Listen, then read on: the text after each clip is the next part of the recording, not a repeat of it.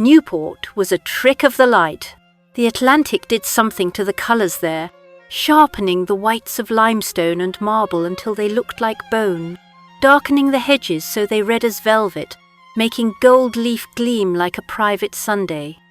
In summer, when the railroad spilled a tide of servants and trunks onto the platforms, the city changed key, voices lowered, fortune acquired manners.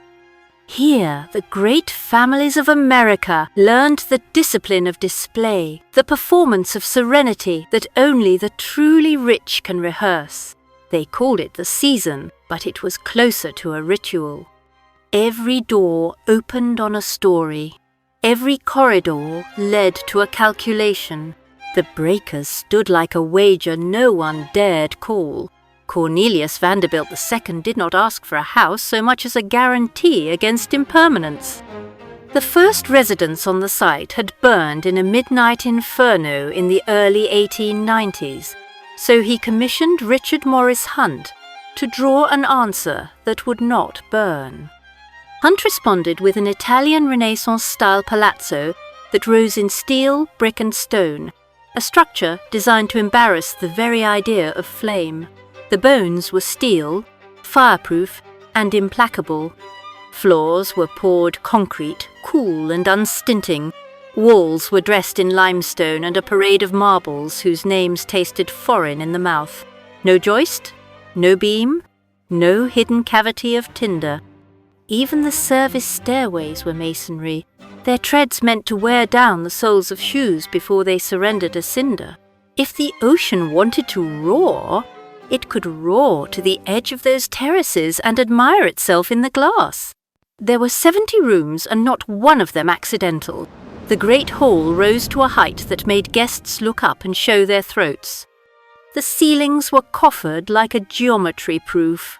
The chandeliers, a galaxy of cut crystal, fragile and insolent. Jules Allard and Sons dressed the interiors as if upholstering power itself, frescoes floating above tapestries, bronze doors that opened with the weight of certainty. The plumbing was modern in a way that whispered. The wiring was concealed in armoured conduits, taught to behave.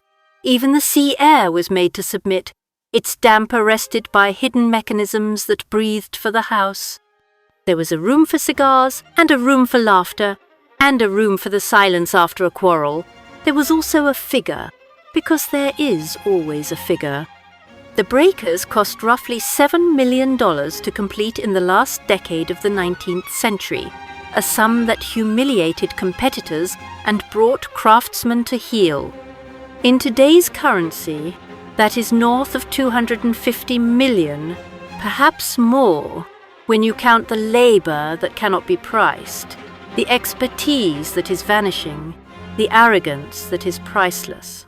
The man behind the palazzo was a study in inheritance and exertion. Cornelius, the second of his name, had been trained for the long game. He was not the Commodore. He was the heir required to be both appreciative and inventive, to keep the river of money in its channel. He understood that architecture could be used like a signature, a way to initial the horizon. He hosted the names that mattered, the Astors and the Whitneys, the Goulds and the Belmonts, men whose wives had learned to glide rather than walk. They came to consider the sea, to exchange information, and now and then settle a grievance with a smile. It was said that deals were concluded on those terraces with a nod and the smallest contraction of an eyelid. It was also said that scandals were neutralized there, a rumor about a cousin's debts, an inconvenient photograph of a son. The breakers did not simply receive guests. It digested them, then returned them to the world, polished and plausible. Marble House was a different sort of confession. William Kissam Vanderbilt paid, but Alva wrote the script. She wanted a private Versailles on Bellevue Avenue and hired the same Hunt to draw the lines, then insisted that Jules Allard flood the interiors with marble to the point of audacity. The Petit Trianon was the inspiration, though Inspiration is too modest a word for a woman who understood the theatre of power. The walls were panel after panel of rare marble, veined like old maps. The stair rose like a fan. The ballroom was a provocation gilded in leaf so abundant it read as a new element. The tally was around $11 million in the early 1890s, with more than half of that on the stone itself. In modern terms, the figure wanders beyond $300 million, and even that does not capture the intention. Marble House was a weaponized jewel box. The structure beneath the spectacle was as serious as a lawsuit. A hidden armature of steel carried the weight, transferring loads discreetly through stone, so that the house felt inevitable rather than heavy. Foundations ran deep and wide, spreading like a tree root in the Rhode Island soil. Service corridors formed a second shadow grid under the public rooms, a world where steps were counted and voices suppressed. Ventilation was engineered to a hush, with ducts tucked into the thickness of walls, funneling ocean air that had been filtered and taught to behave. In the Chinese tea house, added later in the new century, the wind seemed to pause out of respect. There were dumbwaiters that never complained, and bells that rang in a language only servants could hear. Luxury is logistics in evening dress. The scandal there was both domestic and imperial. Alva, with an energy that made men resentful, orchestrated a divorce that dared New York to judge her, then compelled her daughter Consuelo into a marriage with a duke, whose title required money like a thirsty man requires water. The transatlantic bargain was done with a bouquet in hand and an iron in the fire. Newport pretended to be shocked, which is to say, everyone wanted to hear the details. Later, when Alva turned Marble House into a stage for the suffrage movement, she revealed that her hunger had always been for consequence. The same terraces that had displayed gowns now displayed banners. The same rooms that had received princes received organizers. In those years, Marble House felt like a hinge. A nation's manners were turning. Rosecliff arrived with laughter in its voice and calculation in its eyes. Teresa Fair Ulrichs, daughter of a Comstock Lode king, wanted a house that would seem to float in the summer air, white and symmetrical, and asked Stanford White to deliver it.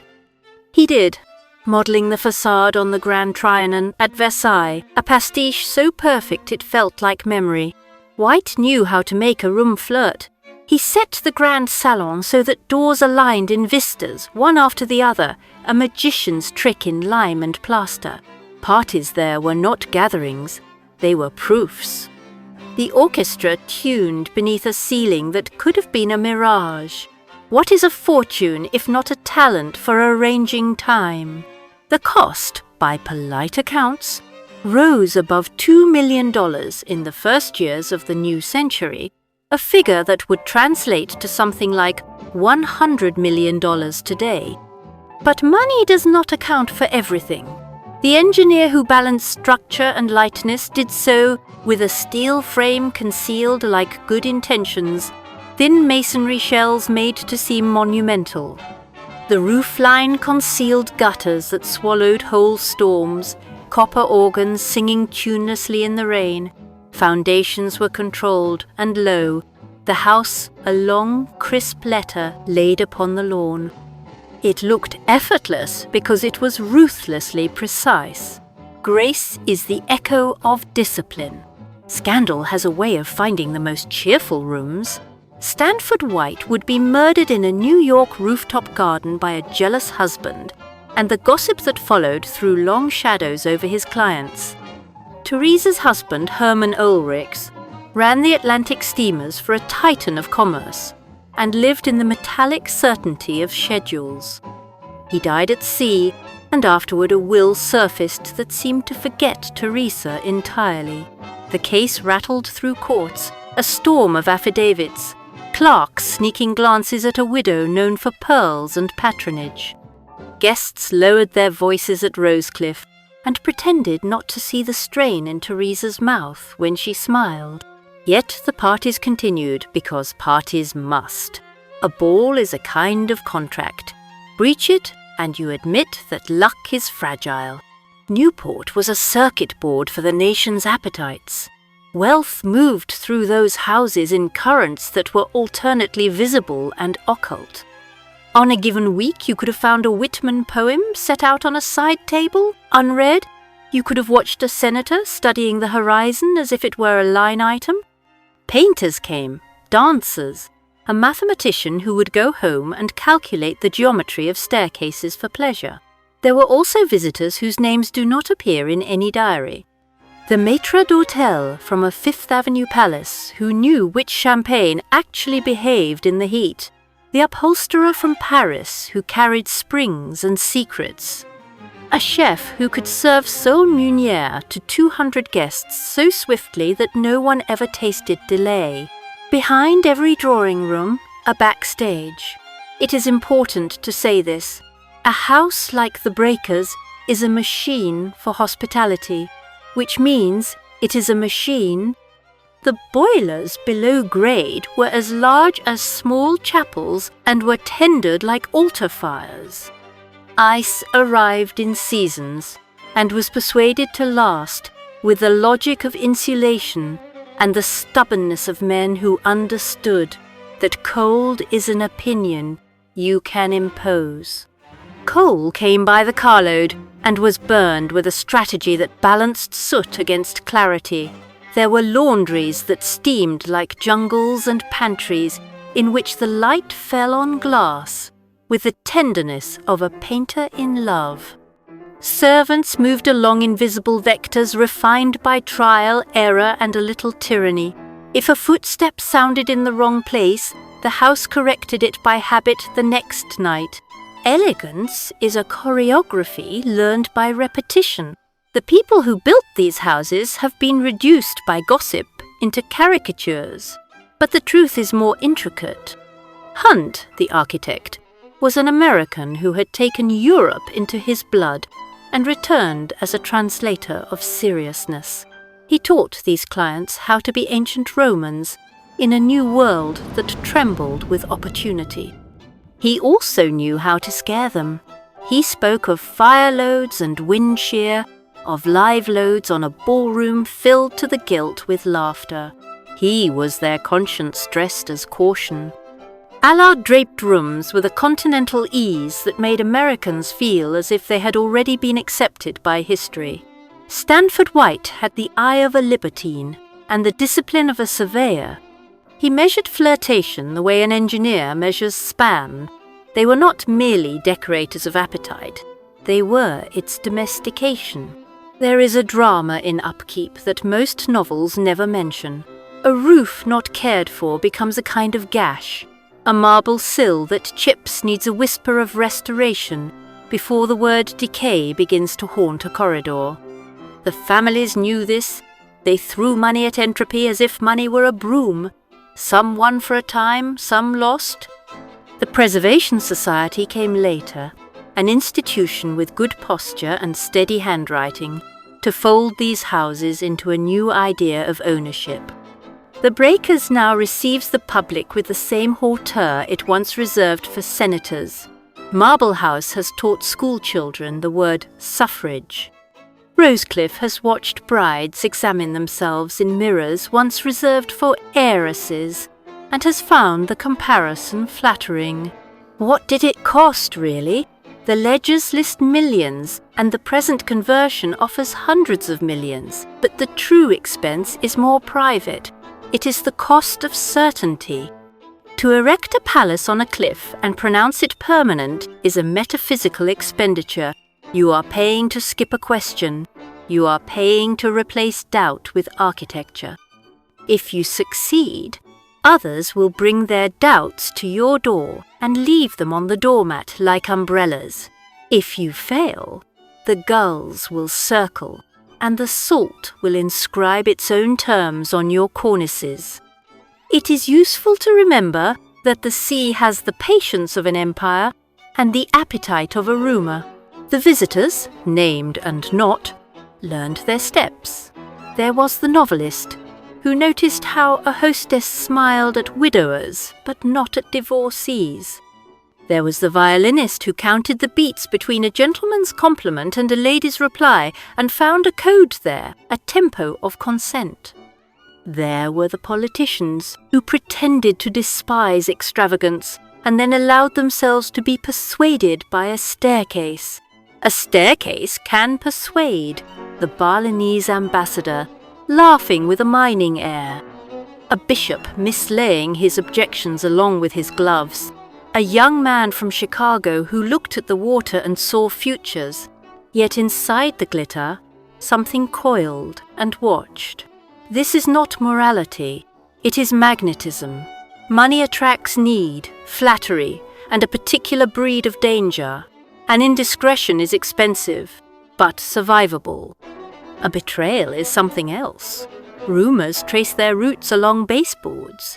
A broken engagement floated upstairs like a draft. A will contested across a dozen rooms soured coffee for a season. A theft as delicate as a footman's glove. An heir with a taste for risk. The houses recorded everything. They are the perfect stenographers. They take no sides. They remember. Newport remains. Though the world that built it has thinned to a legend you can tour for a fee, walk through the breakers and try not to straighten your shoulders. Try not to slow at the threshold of the great hall. Try not to examine your reflection in the glass and wonder whether you would have been graceful or simply obedient in such rooms. Stand in Marble House and listen for the argument beneath the ornament.